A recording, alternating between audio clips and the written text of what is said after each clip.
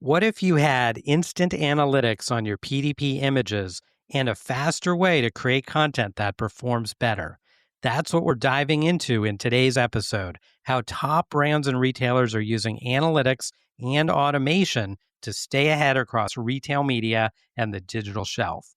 It's Rapid helps teams scale smarter. They analyze image performance, they help you create optimized assets for retail media networks and the digital shelf, and they integrate directly with PIM and DAM systems for seamless execution. Brands like Pepsi, Mondelez, and Instacart use It'sRapid to go beyond basic tools to uncover gaps in PDP and retail media performance by analyzing the images themselves, not just the count. Streamline banner creation across hundreds of formats for Amazon Ads, Walmart Connect, and other retail and social platforms, and launch high-performing content more than 80% faster across e-commerce and marketing channels. If you're buried in manual work or struggling to keep up, this episode and It'sRapid will show you a better way. Visit It'sRapid.ai to learn more.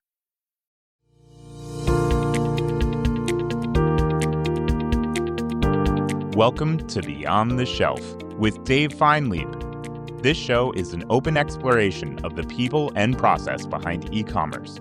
Through conversations with innovators in the space, we learn the stories of these leaders and their strategies for e-commerce success. We publish new episodes every Tuesday morning, so be sure to subscribe wherever you get your podcasts. And now, here's your host, Dave Feinlieb.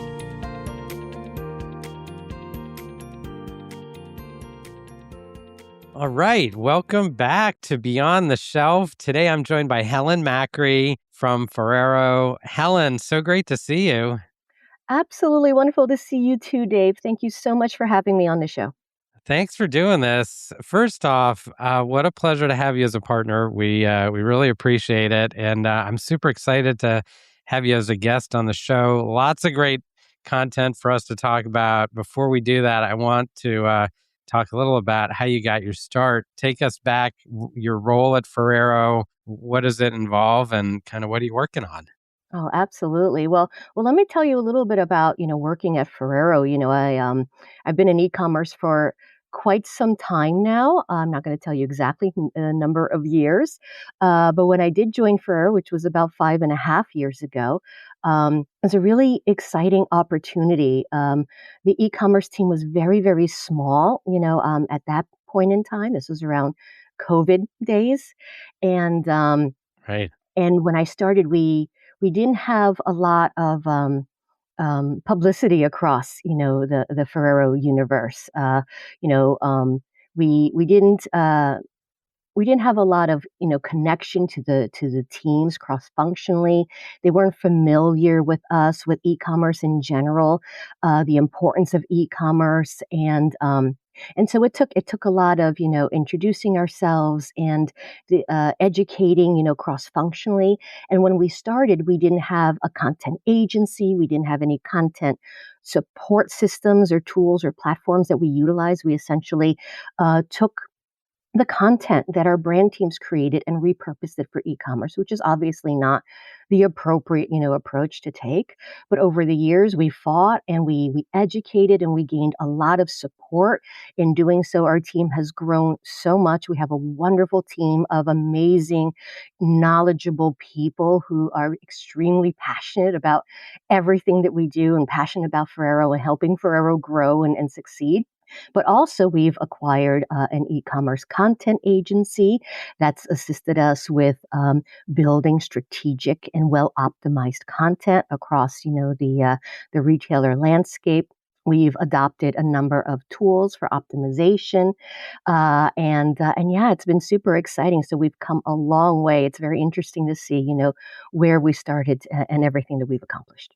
It's amazing. You're, by the way, such a natural networker that I bet a big part of this success was this team that you've been able to build and put together. So super excited for you. I want to talk about content, some of the challenges and opportunities. Before we do that, tell us about some of the Ferrero catalog, the brand. What are some of the brands in the portfolio? We all know Ferrero, but I think our audience may not know just the extensiveness of the all the great products that you have.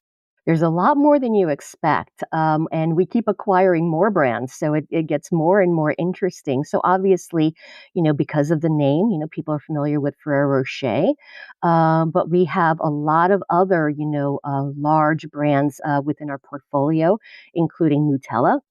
Kinder Joy, Kinder Bueno, Kinder Chocolate now. We have Tic Tac. We have a lot of brands under the Keebler portfolio, Famous Amos, Mothers, Royal Dansk, and we've recently integrated Power Crunch as well. So we've got a lot under our belt. A lot of different flavors. They're all delicious, and we continue to expand. It's amazing. Talking about the portfolio, tell us some of the challenges and some of the opportunities when you are managing a portfolio that's as large and comprehensive as Ferrero's. Well, there's always many challenges, of course, and we are a small team, so being in tune with each other and understanding, priorities is really important. But I would say, across the board, aligning support and timelines for all content projects and managing everything in parallel is, always a challenge. Managing our relationships and expectations across multiple brand teams and cross-functional teams and of course, always offering continuous education on e-commerce best practices and optimization needs. And I think it goes also without saying that everyone can relate to bandwidth and budget will always be there. Talking about retailers, you mentioned that. So you've got kind of the brand side, you've got an extensive portfolio there. What do brands struggle with? What are they trying to solve when it comes to scaling e-commerce content in this multi-retailer ecosystem? I would say on the brand side, the expectations tends to be that all PDPs should look exactly the same. As opposed to having custom content, depending on each retailer's needs and restrictions and preferences and the consumers for that platform, and also understanding what optimization looks like. Oftentimes, brands are heavily focused on the brand look and feel and brand messaging, but then you have to take into consideration bottom funnel needs and what it takes to drive conversion. And then from the e-com team side, I would say the biggest challenges are often getting your content live and keeping it live. Great insights. So, retailer specific content, getting the content live, keeping it live. Couldn't have said it better. So, we've been working together. Ferrero's been working with It's Rapid. We are super thankful, super grateful for the partnership. Tell us a little about that. What challenges were you trying to solve before deciding to work with It's Rapid? Well, it was really important for us to understand how to create strategic elements that convert as opposed to just attractive visuals, pretty pictures that don't actually tackle and support shopper barriers and to drive that conversion. That was the main key. So, great content, but high converting content, if I can say it another way. Absolutely, yes. Okay, this is great. And when you work with us here at It's Rapid, what kind of capabilities are you using? Well, for right now, for its rapid optics, we're using the content testing tool to test our. We like to test our content as we're developing it as opposed to going backwards in time and taking what we have live and trying to make it better. That is something that we do as well, but we do focus on creating appropriate, well optimized content right from the get go before we go live. But I'll say, developing strategic, optimized e-commerce content is a science. So for the content testing tool, we're looking for the insights, to understand what we can improve upon in order to make that image more appealing, but also to be very strategic. Each individual image has its own purpose in the carousel, and we want to make sure that each image is functioning as strong as possible for that particular need. So well said. So you're putting this science to work really very early in the process. to make sure you've got the right assets to put in front of the shopper. Absolutely, absolutely. You only get one chance to make a good first impression. 100%. Tell us about the selection process when you were looking for solutions in this area. How did you choose It'sRapid as a partner? I would say developing strategic, optimized content is a science. So, when we were looking for a content testing tool, we wanted something more that was basic heat mapping. We wanted the ability to apply appropriate U.S. consumer audiences. That was really important to us, and to have proper insights that were reasonably easy to interpret. And of course, many platforms that we've reviewed in the past, they offer tools that appear to identify, strong insights, but when you deep dive, the insights can be difficult to understand or inconsistent, or they're not based on the right criteria or the criteria you really want to focus on. And sometimes you don't have the opportunity to really adjust audiences to your specific needs. And a lot of platforms don't allow for customization. There's not a lot of flexibility. It's an out of the box design that you can't customize to your needs. And then when we reviewed optics, the user experience was much cleaner. The insights were clear. There was opportunity to customize what our specific audience needs. And ultimately, all these factors, along with the actual testing that we did and the various demos that we reviewed, is what really, helped us, make the decision and choose It'sRapid for our testing partner. Well, thank you again for the partnership. Been incredible partnering with your team. Tell us about your experience from your perspective. We're having a lot of fun with optics right now. We especially appreciate the flexibility that the tool allows, but also that the team, we have a wonderful support team at It'sRapid, and they're super helpful and open to feedback, and oftentimes we're able to make some adjustments here and there. And I will say that also the preview visual that we receive in the tool is extremely helpful also to help guide our agencies' decision making and design. To get tactical for a moment, what are some of the specific use cases? You mentioned kind of pre-testing as you're developing assets. How else do you think about using the tool? Well, right now we're doing a lot of A/B testing for heroes, sometimes ABC testing. We do a lot of secondary image tests as well. We want to learn how to improve discoverability in search results and also conversion once consumers get to the page. We also want to help. Educate our brand team. So we use a lot of the data and examples that come out of the optics tool to help educate them on what visuals we should be aiming for on the PDPs. But we also do plan to do a lot more testing in the future. There's a lot of opportunity within the tool.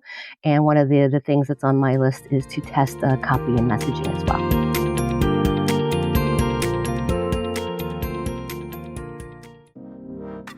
This episode of Beyond the Shelf is brought to you by It'sRapid.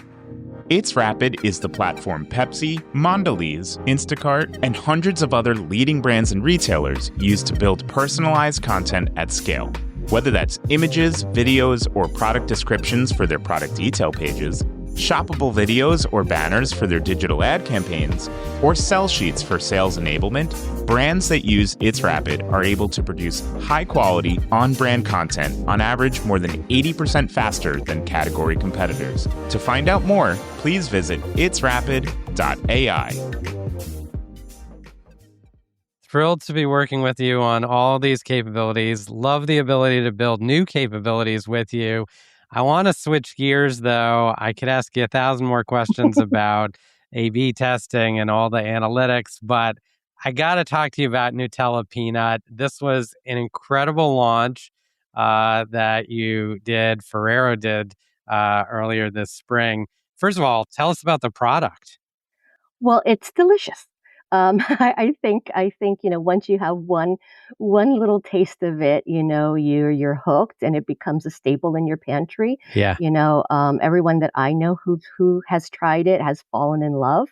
And yeah, it's amazing. It's actually even difficult for us to get our hands on in the office because it is so popular. But yeah, it's a great product. And it was an amazing launch for us as well, to be able to introduce something new for the brand where we haven't done that in quite a few years for Nutella. Ah, it's incredible. And we were delighted to be part of it. Tell us about the e-commerce part of a launch like that. What are some of the challenges? What are the opportunities that come with a big launch? Well, absolutely. Well, I would say for such a high visibility product launch like Nutella Peanut, everyone needs to come together on the same page, and you need to do that way in advance.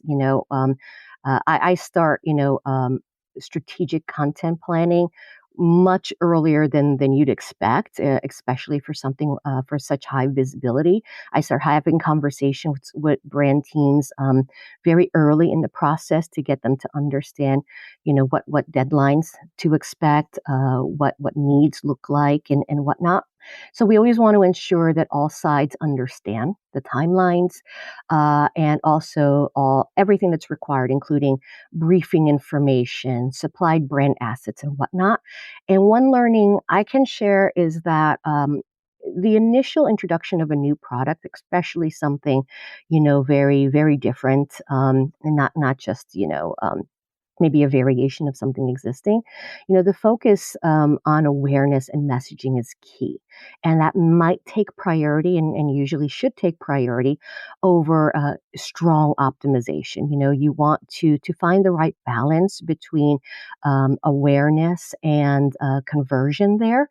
And you want to be able to launch with a really good first impression, as I mentioned before, and have the consumers, understand the product, be able to relate to the product, create that desire in the product, and then you can always reoptimize afterwards after consumers have become familiar with it. Such a great perspective. So you've got that first impression, and then you do have that capability to update that content and think about Mhm. optimizing it over time. Of course, and you should always be optimizing. Always, it's like always be closing. This is the e-commerce version. Always be optimizing. I love it. Absolutely. Well, content is never set it and forget it.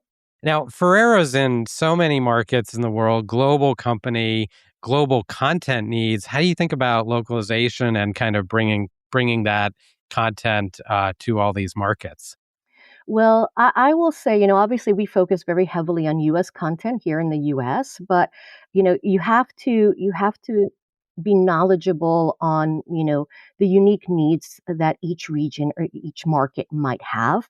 Different regions and different audiences across the world respond very, very differently to content.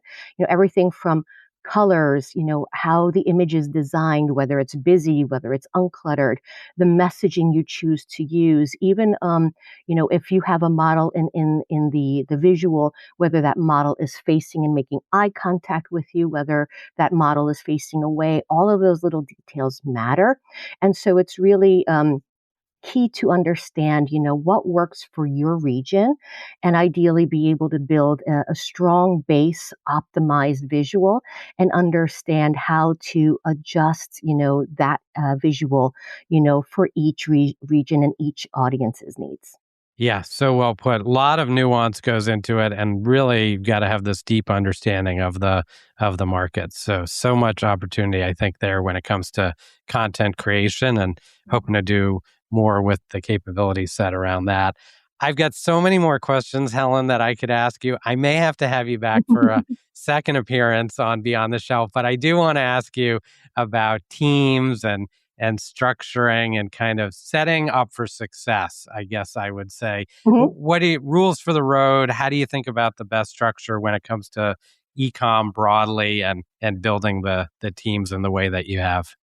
Absolutely, absolutely. Well, I would say, and this is looking from, the experience that I've had over the years of building external support, multiple RFPs that we've been through and whatnot.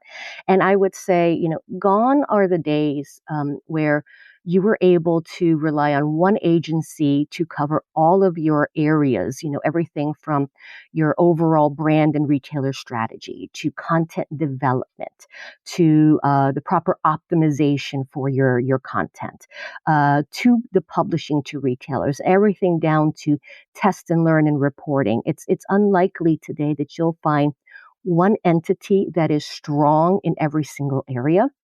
The landscape has changed, and it's important to partner with the right people and platforms um, that have the level of expertise in that particular area that you need support, as well as have the relevant experience in your specific category and in your market or country. One watch out I do want to mention is, working with partners that have strong, experience in another country. It may not translate to your needs in the country that you reside. And of course, it might be easier to manage one partner or one agency for all of your needs, but it might not be what's best for your business, and for your evolution plans. I would say, to be open to multiple partners. When you start your search, you don't know where you're going to wind up, and what you'll discover, when you are, interviewing potential, partners and teams.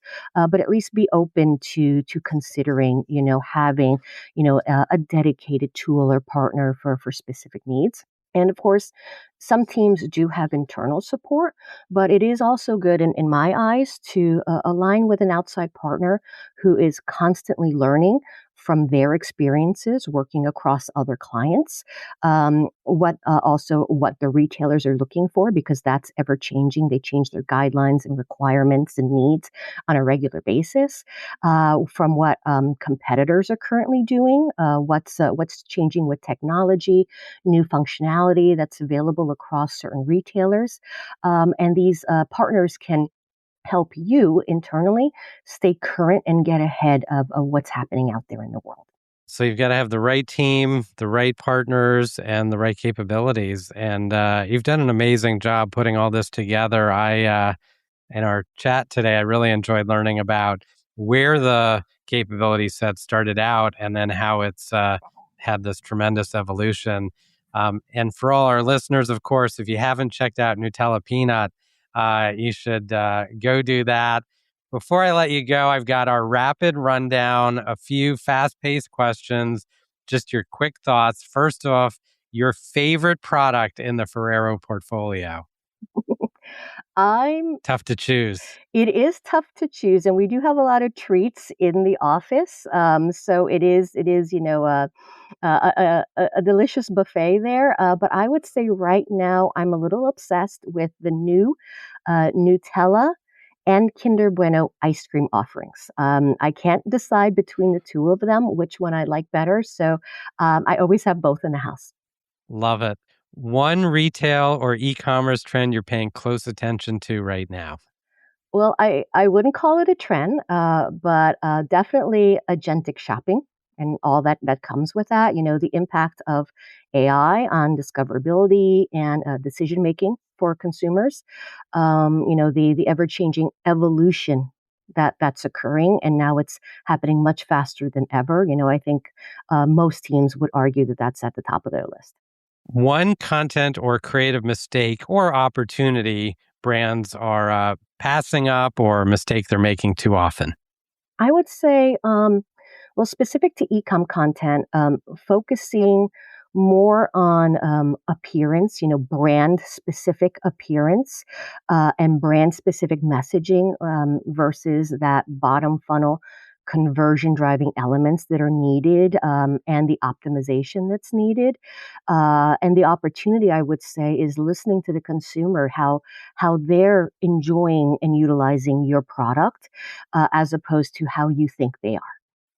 Great insights. At the end of a busy week, what do you like to do to unwind? Well, I love to get together with our friends. We like to try new restaurants on the weekend. So it's about, having a good conversation and good wine. Helen, it's been a real pleasure having you on Beyond the Shelf. What's the best way for our listeners to learn more about Ferrero? Oh my God, there's so many ways out there, but I would say, you get a lot of information and news from the Instagram account, for Ferrero North America, and also, of course, on LinkedIn as well. Wonderful. Helen Makri from Ferrero, thanks so much for joining me today here on Beyond the Shelf. Thank you so much, Dave, for having me. It was so much fun, and I look forward to meeting with you again in the future. Oh, we'll have you back on. Thanks, Helen.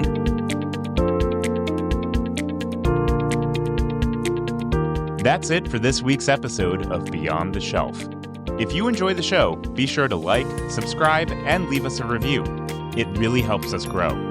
And feel free to share us with your colleagues so they too can hear weekly perspectives from the brightest minds in e-commerce. You can also check us out on LinkedIn, where we post clips from each episode, share Dave's takes on breaking industry news, and much more. Beyond the Shelf is a production of It's Rapid.